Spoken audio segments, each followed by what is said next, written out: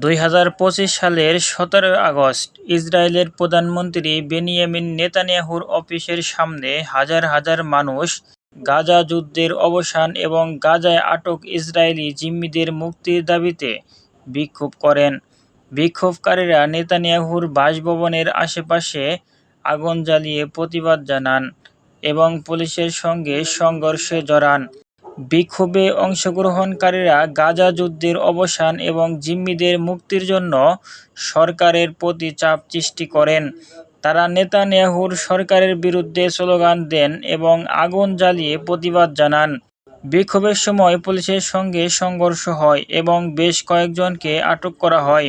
বিক্ষোভকারীরা নেতানিয়াহুর বাসভবনের সামনে আগুন জ্বালিয়ে প্রতিবাদ জানান। গাজা যুদ্ধের অবসান এবং জিম্মিদের মুক্তির দাবিতে ইসরায়েলের বিক্ষোভ তীব্র আকার ধারণ করেছে। নেতানিয়াহু সরকারের বিরুদ্ধে জনমতের এই চাপ ভবিষ্যতে রাজনৈতিক পরিবর্তনের ইঙ্গিত দিতে পারে।